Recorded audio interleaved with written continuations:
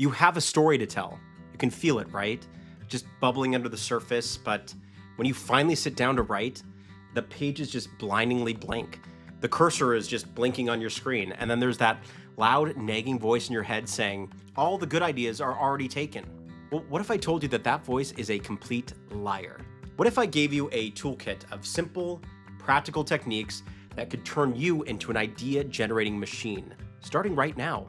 So many writers struggle to come up with story ideas, but the secret isn't some mystical talent you're born with. It's just a skill, and you can build it yourself. I've worked with hundreds of writers who did just that and went on to sell their ideas to production companies and studios all around Hollywood. And today I'm going to show you exactly how to find and create compelling story ideas whenever you need them.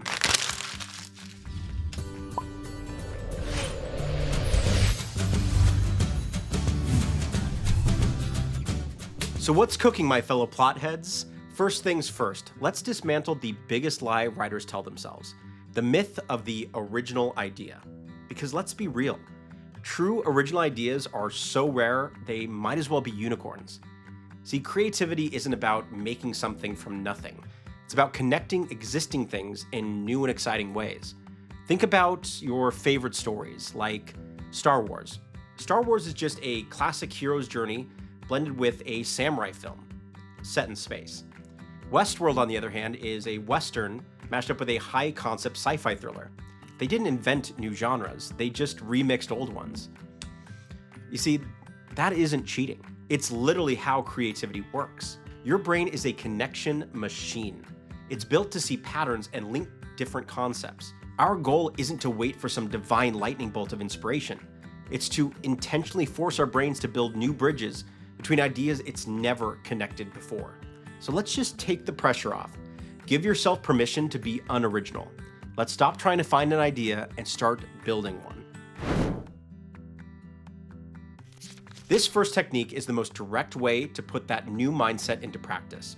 I call it the Alchemist method because you're basically taking two everyday elements and spinning them into gold. It's all about the creative mashup. The formula is super simple. You take a genre A and then an unexpected element from a genre B and mix them together. That makes a new story. This is a fantastic way to revitalize old tropes. Instead of just writing a fantasy story, what if you wrote a fantasy story that's also a legal drama? Picture a courtroom where an elf is suing a dragon for property damage. Instantly, you have a world with rules, conflicts, and characters that feel fresh. Let's go ahead and try one right now. Let's take a familiar genre, coming-of-age story. Now let's grab a second one from a totally different genre. How about a derelict spaceship lost in the middle of outer space? Suddenly, a simple story about growing up is now about a teenager who has never seen a real sky, whose whole world is falling apart, and whose coming of age just might mean deciding the fate of the last humans in the universe. Meanwhile, the feelings are still relatable. It's that feeling of being trapped, of wanting more from life. But the stakes in the world are instantly compelling. Now you try it. Pick your comfort genre and then pick a second genre, maybe one that you know nothing about. Now mash them together. It could be a romance set on a deep-sea fishing boat, or a horror story that takes place in a brightly lit 24-hour IKEA-like store. The weirder the combination, the more fertile the ground is for a story that nobody has seen before. If idea combination is great for building a world, then I just may have something for building a plot. This one question is the engine behind some of the greatest stories ever told. It takes a simple premise and just explodes it with possibilities. I think one of the easy ones is, what if dinosaurs could be cloned and put in a theme park? Well, that's Jurassic Park. The real power here is the chain of questions that come with it. The what if that leads to another what if that leads to another what if. It's like that little kid that can't stop asking you continuous questions until you get deeper and deeper into it. Now the key here is don't just stop at the first one. Ask what if, then what if, then what if. Keep digging deeper to build layers of conflict. Let's start with a simple one. What if a librarian discovers a book that writes itself? Okay, cool concept, but let's keep pushing. What if the book is writing the story of her life, but it's always one day ahead? All right, we want to level deeper. Now she can see the future, but what if she sees something awful is about to happen to somebody that she loves? More conflict, more interesting? Then she tries to stop it. What if the very act of changing the future makes things even worse? And then from there, what if she notices a smudge on the last page and realizes the book is actually running out of ink? which means her life is about to end. In 4 questions, 4 what ifs, we went from a neat central idea to a high-stakes thriller with a ticking clock. So set a timer for 5 minutes and just go for it. Write down a chain of what ifs. Don't judge them, just let them get weird. You have to get through the ridiculous ideas to find the brilliant ones underneath. Sometimes an idea doesn't show up as a perfect linear plot. It's more of a jumble of images, characters, themes, feelings, and that's okay. Now, when that happens, a visual technique like mind mapping is your best friend. It helps you organize all these floating pieces and start seeing connections between them that you may have missed. Instead of staring at a blank document, you just start with a blank canvas. In the middle, write a single core concept. It doesn't even have to be plot. It could just be a theme like redemption, or an image like a lighthouse in a sea of sand. So let's run with a lighthouse in a sea of sand. From a central idea, you just start drawing out branches for any thoughts that pop into your head. No filter, no judgment. The way that I like to do this are specific branches that I kind of start with, but you can do any sort of system that kind of helps get your ideas flowing. Often one that I start with is a character branch. Who lives there? Is it a lonely lighthouse keeper hiding from his past? A family of scavengers who use the light to hunt giant desert creatures? Then I always like to include a history branch. This is kind of a basic first world building one. So how did this lighthouse even get here? Was the desert once an ocean? Was it built by a long lost civilization? Then my third branch I like to have is a conflict branch. Is the light starting to fail in the lighthouse? Is a massive sandstorm rolling in? A stranger appears, desperate for shelter. And then I also have a theme branch, which for this case I'm going to say is isolation, or the past catching up to the present. As you keep branching out, you'll start to see these invisible lines connecting between different parts of your map, almost like a web. Maybe that stranger who shows up is a descendant of the people who built the lighthouse. Maybe the lighthouse keeper's own fading hope is tied to the failing light. A mind map lets you have that conversation with your own subconscious, and it gets it all down on paper. It turns that terrifying blank page into a playground. This next technique is a beautifully simple exercise I love for creating instantly surprising story sparks.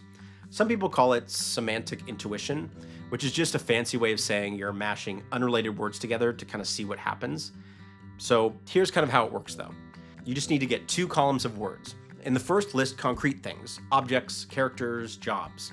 In the second, list abstract things, emotions, situations, concepts. So let's make some lists right now. Column A, we're going to do concrete things. We can do an old astronaut, a broken pocket watch, a chef, a garden gnome. Great, start with that. In column B, we'll do a terrible secret, a forgotten promise, an unbearable guilt, a case of mistaken identity. Now just randomly combine one from each column. An old astronaut, a forgotten promise. Oh, well, what did he promise? To whom? Out there in the silence of space? And what happens when that promise comes knocking decades later? A chef? A terrible secret. Is he hiding from a past life using his restaurant as a cover? The exercise forces your brain to build a story between 2 things that have no business being together. It's just like wordplay. And wordplay itself can be a goldmine of ideas. And you can do this with anything. You can even open up a book to a random page and pick a word. Combine it with a nearby object on your desk. A story about regret and a gold cup of coffee. Instant mood, instant questions, and a story that you can run with. All right, so this final technique is a reminder that the best story fuel isn't always in your imagination. It's all around you. You see, your life, the people you see, the conversations you overhear, it's a gold mine of ideas.